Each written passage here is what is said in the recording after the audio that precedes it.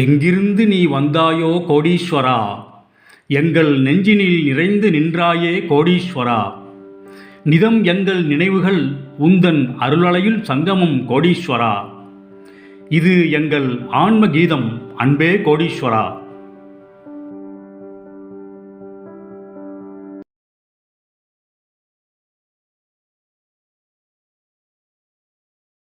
கோடீஸ்வராய நமக. வணக்கம். இந்த அனுபவமானது வெளி உலகத்திற்கு எப்படி தெரிய வந்தது என்றால், கணக்கன்பட்டி அருளாளர், அதாவது கணக்கன்பட்டி நமது ஞான வள்ளலின் முக்கியமான அருளாளர் மோகன் ஐயா மூலமாக இந்த அதிசயமான நடந்த அனுபவம் வெளி உலகத்திற்கு தெரிய வந்தது. அது 2009ஆம் வருடம் இளங்காலை பொழுது ஒரு 7:30 இருக்கும். 2009ஆம் வருடத்தின் ஆரம்ப மாதங்களில் ஒரு நாள், ஒரு வியாழக்கிழமை. அந்த காலை நேரம் அந்த மகிழ்ச்சியான சூழ்நிலையை சிறிது துக்ககரமாக மாற்றும் வண்ணமாக ஒரு தம்பதிகள் அழுத வண்ணம் வந்தனர். அப்பொழுது ஒரு சுமாரான கூட்டம் இருந்துச்சுங்க. அந்த அழுதுட்டு வந்த தம்பதிகள், அந்த ஹஸ்பண்ட் அண்ட் ஒய்ஃப் 2 பேரும் மூட்டை பகவான் அங்கே உட்காந்துருக்காரு. அந்த ஒரு குடிசையில் உட்காந்துப்பார் பார்த்தீங்களா, அந்த ஆரம்ப காலத்தில் அந்த குடிசையில் இருந்தார்ல, அந்த குடிசையில் அந்த கட்டிலில் உட்காந்துக்கிட்டு இருந்தார். இந்த 2 பேரும் அழுதுகிட்டு மூட்டை பகவான் காலில் விழுகிறாங்க. சாமி சாமி அப்படிங்கிறாங்க. மூட்டை பகவானுக்கு தெரியாத விஷயமா என்ன? அவர்களை அப்படியே ஒரு வித்தியாசமான பார்வையில் அப்படியே நோக்குறாருங்க. இந்த அம்மாவுக்கு ஒரு 55 வயசு இருக்குங்க. அவங்க ஹஸ்பண்டுக்கு ஒரு 58 வயசு இருக்கும். ஆள் ரொம்ப வீக்காக இருந்தார். ஆள் ஒல்லியாக, எலும்புகள்லாம் வெளியே தெரிஞ்சதுங்க. கை காலெல்லாம் அப்படியே உள்ள எலும்புகள்லாம் அப்படி வெளியே தெரிஞ்சது. 58 வயசில் வந்து இவ்வளவு மோசமாக இருக்கிறாருன்னா அது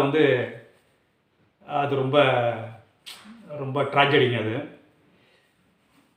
அந்த அம்மா அப்படியே 2 பேரும் அழுது விழுந்து அவர் காலில் விழுந்து புறப்படுறாங்க. அவர் முட்டை பகவான் ஒரு மாதிரியே பார்க்குறாரு. அப்புறம் அந்த அம்மா அழுதுகிட்டே சொல்கிறாங்க, சாமி, எங்கள் வீட்டுக்காரர் வருமானத்தை வச்சு தான் அவர் சம்பாதிக்கிறது, அவர் கூலி வேலை பண்ணுறாருங்க, அந்த வருமானத்தை வச்சு தான் நாங்கள் வாழ்ந்துகிட்டு இருக்கோம். அவருக்கு இப்போ சமீபத்தில் டெஸ்ட் பண்ணதில் அவருக்கு இதயத்தில் ஒரு பெரிய ஓட்டை மாதிரி இருக்குதுன்னு சொன்னாங்க, டாக்டர் சொன்னாங்க. அவங்க என்னமோ அவங்களோட மருத்துவ சம்மந்தமாக சொல்கிறாங்க சாமி, ஏதோ அவங்க டாக்டர் சம்மந்தமாக பேசுகிறாங்க, அவங்க டாக்டர் சம்மந்தமாக சொல்கிறாங்க, என்னென்னமோ இங்கிலீஷில் சொல்கிறாங்க சாமி. ஆனால் ஒன்று மட்டும் எங்களுக்கு புரிஞ்சது சாமி, அவங்க எங்கள் வீட்டுக்காரர் உடம்புல அந்த இதயத்துக்குள்ளே ஒரு பெரிய ஓட்டை இருக்கான் சாமி. அது என்னென்னமோ சொல்கிறாங்களே, அந்த ஸ்டென்ட் வைக்கிறது என்னென்னமோலாம் சொல்கிறாங்களே, அந்த மாதிரிலாம் பண்ண முடியாதான் சாமி. அந்த மாதிரி பண்ணாலும் உயிருக்கு உத்தரவாதம் இல்லையா சாமி. ஒரு 2 நாளில் அல்லது 3 நாளில் ஆப்ரேஷன் பண்ணலைன்னா அவர் இறந்து போயிடுவாருன்னு சொல்லிட்டாங்க சாமி அப்படின்ட்டு அப்படியே கண்ணீரும் கம்பளையுமா அந்த அம்மா சொல்லுதுங்க. இது மாதிரி எப்படி வந்ததுன்னே, இந்த வியாதியெல்லாம் எப்படி வந்ததுன்னே தெரியலை சாமி, ஏழைங்க எங்களுக்காக வரணும் சாமி அப்படின்ட்டு ரொம்ப மன்றாடி இது பண்ணுறாங்க. மூட்டை சாமி எப்பயுமே டக்குன்ட்டு உடனடியாக ரெஸ்பான்ஸ் பண்ண மாட்டாருங்க. ஆனால் பாருங்கள், அந்த சம்பவத்திற்கு ஏற்ற மாதிரி அப்போ இன்னொரு பக்தர் மூட்டை சுவாமிக்கு ஒரு டம்ளரில் பால் கொண்டு தராருங்க. டக்குன்னு மூட்டை சாமி என்ன பண்ணுறாரு, இந்த பாலை வாங்கி அந்த அம்மாட்ட கொடுத்து, மாறிமா இதை உன் புருஷனை குடிக்க சொல்லு அப்படிங்கிறாருங்க.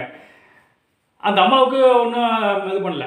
அந்த அம்மாவுக்கு ஒரு பெருசாக ஏன்னா அது அதிர்ச்சி ஆகலை. ஏன்னா மூட்டை சாமியை பற்றி அந்த அம்மாவுக்கு தெரியும், அதனால் பெருசாக அதிர்ச்சி ஆகலை. ஏன்னா மூட்டை சாமி இந்த மாதிரி அவரோட செய்கைகள்லாம் இந்த மாதிரி தான் மறைமுகமாக இருக்குன்னு அந்த அம்மாவுக்கு தெரியுங்க. அவர் மூட்டை சாமி சொல்கிறாரு, மாறிமா இந்த பாலை ஒரு புருஷனை குடிக்க சொல்லு, ஆப்ரேஷன்லாம் வேண்டாம், குடிச்சு போ 2 பேரும் போங்க அப்படிங்கிறாரு. ஆனால் ஒன்று, இந்த அம்மாவுக்கு மூட்டை சாமி மேலே நம்பிக்கை இருந்தாலும் கூட, என்னடா அது டாக்டருங்கள்லாம் சொல்கிறாங்க, இவ்வளோ பெரிய வியாதி, இதயத்தில் ஒரு பெரிய ஓட்டையே இருக்குது, அதாவது இது மற்ற வழிமுறைகள் மாதிரிலாம் பண்ண முடியாது, இது ஆப்ரேஷன் 2 நாளில் 3 நாளில் பண்ணலைன்னா அவர் உயிரே போயிடும் அவருக்கு அப்படின்னு சொல்கிறாங்களே, இவர் என்னடா சாதாரண ஒரு பாலை கொடுத்து குடிக்க சொல்கிறாருன்ட்டு அவருக்கு அந்த அம்மாவுக்கும் கொஞ்சம் ஒரு மாதிரியாக இருந்தது. இருந்தாலும் அந்த நம்பிக்கையின் அளவு ஜாஸ்தியாக இருந்ததுங்க.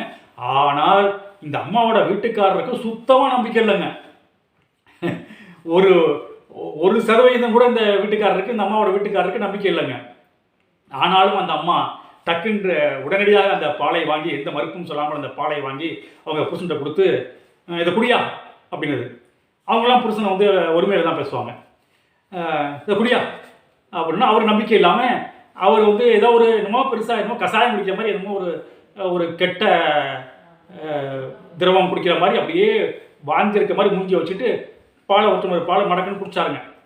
குடித்த உடனே அவ்வளோதான், முட்டையை பார்க்கணும், அடுத்த வேலையை பார்க்க போயிட்டாருங்க. அவர் இந்த இடத்த விட்டு எதிர்த்து போயிட்டாருங்க. அவர் தான் ஒன்றும் பெருசாக ஒன்றும் சொல்லிக்க மாட்டார். அவர் ஒரு ஞான வளர் அல்லவா. தான் பண்ணுகின்ற அதிசயங்களை அவர் வெளியே காண்பித்துக் கொள்வதில்லை. தனக்கு இவ்வளவு விஷயங்கள், இவ்வளவு ஞானம் இருக்கின்றது என்பதையும் வெளியே காண்பித்துக் கொள்ளவில்லை. தன்னுடைய ஞான புதைகள் என்னிடம் இருக்கிறது, எல்லோரும் என்னிடம் வாருங்கள் என்று அவர் வெளிப்படையாக சொல்லவில்லை. ஆன்மீக அனுபவம் உள்ளவர்கள், அந்த பாக்கியம் உள்ளவர்கள் தான் அவருடைய அருமை பெருமைகளை உணர முடிந்தது. ஆச்சா, நான் ஏற்கனவே ஒரு தொடர் சொன்ன பாருங்க, அதாவது கோயம்புத்தூர் டாக்டர் வியந்த மூட்டை சுவாமி டாக்டர்னு சொன்ன பாருங்க, கிட்டத்தட்ட அந்த கதை மாதிரி வருதுங்க. அது இவங்க வந்து ஏற்கனவே காமிச்சது வந்து கோயம்புத்தூரில் உள்ள ஒரு மருத்துவமனை தாங்க.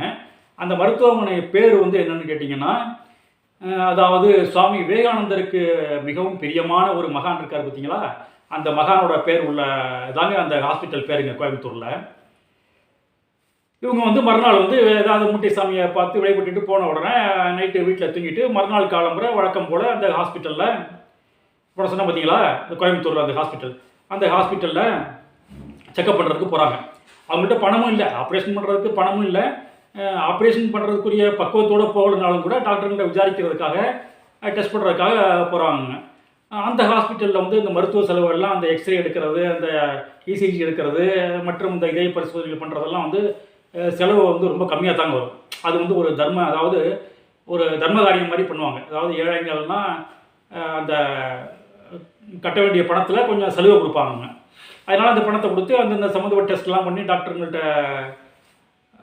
டாக்டர்கள்ட்ட போனோம்னா அந்த சம்மந்தப்பட்ட டெஸ்ட்டுங்கள்லாம் பண்ண சொல்கிறாருங்க. அந்த டாக்டர் சொல்கிறாருங்க, அந்த ஒரு மருத்துவ குழுவே இருக்குங்க. மருத்துவ குழுனா அவங்க வந்து எல்லாருக்குமே அதில் வந்து எப்படின்னா ஒரு நல்ல ஹாஸ்பிட்டலுங்க அது. அந்த ஒரு மருத்துவ குழுவே வந்து இந்த மாதிரி பெரிய பெரிய இந்த இதே சம்மந்தப்பட்டதுனா அந்த மருத்துவ குழுவே வந்து பார்க்குங்க, கண்காணிப்பாங்க. அதனால் அந்த மருத்துவ குழுவே வந்து அந்த எக்ஸ்ரே ரிப்போர்ட்டு, மற்றபடி அந்த இசிஜி, அப்புறம் என்னென்னமோ டெஸ்ட்டுங்க, அது டெக்னிக்கலாக நிறையா விஷயம் இருக்குங்க. அதெல்லாம் பார்த்த உடனே அந்த மகான் பேர் உள்ள, விவேகானந்தருக்கு பிரியமான மகான் பேர் உள்ள அந்த ஹாஸ்பிட்டலில் உள்ள இதய மருத்துவ நிபுணர்கள் அத்தனை பேரும் வியந்தனர். அவர்கள் வியப்பிற்கு அளவே இல்லை. என்னம்மா இப்போ தான் 2 நாள் 3 நாள் முன்னாடி நாங்கள் வந்து எல்லாம் பார்க்குறோம், பெரிய ஹோல் மாதிரி இருக்குது, பெரிய ஓட்டை இருக்குது, ஆப்ரேஷன் பண்ணலைன்னா வந்து ஒரு 3-4 நாளில் வந்து உயிருக்கே உத்தரவாதம் இல்லைன்னு நாங்கள் சொல்லியிருக்கோம். இப்போ என்னடான்னா அந்த ஓட்டை வந்து அளவு, அந்த ஓட்டையோட அந்த ஒரு தன்மை குறைஞ்சால் கூட பரவாயில்ல, இவ்வளோ ஆச்சரியப்பட்டிருக்க மாட்டோம். அந்த ஓட்டையை இருந்த சுவடை தெரியலையேம்மா, ஒரு சாதாரண ஆரோக்கியமான மனிதனுக்கு இருக்கிற ஒரு ஹார்ட் மாதிரில இருக்குமா அப்படின்ட்டு ரொம்ப வியந்தோட இது எப்படிமா நடந்ததுங்கிறப்ப அவங்க வந்து இந்த மாதிரி மூட்டை சுவாமி நாங்கள் போனாங்க அப்படின்லாம் சொன்னோடனே அவர்களுக்கு ஏற்கனவே நான் தொடர்ந்து சொன்ன பாருங்க, அதே மாதிரி அது வேறு ஹாஸ்பிட்டலுங்கிறது. அந்த ஹாஸ்பிட்டல் டாக்டர் வியந்த மாதிரி இந்த மருத்துவ குழுவே வந்து வியந்து மூக்கில் விரல வச்சுட்டாங்க. அதன் பிறகு அந்த மருத்துவ குழுவில் உள்ள சில பேர்கள் மூட்டை சாமியை வந்து தரிசனம் செய்த கதையெல்லாம் பிறகு சொல்கின்றேன். அதனால் பாருங்கள், அந்த ஞானவள்ளல் மூட்டை சுவாமி அவர்களின் அருமை பெருமைகளையும், அவருடைய திருவிளையாடல்களையும், அவருடைய லீலைகளையும், கலியுக திருவிளையாடல்களையும் சொல்வதென்றால் சொல்லிக்கொண்டே போகலாம். மீண்டும் சந்திப்போம். ஆத்ம நன்றி.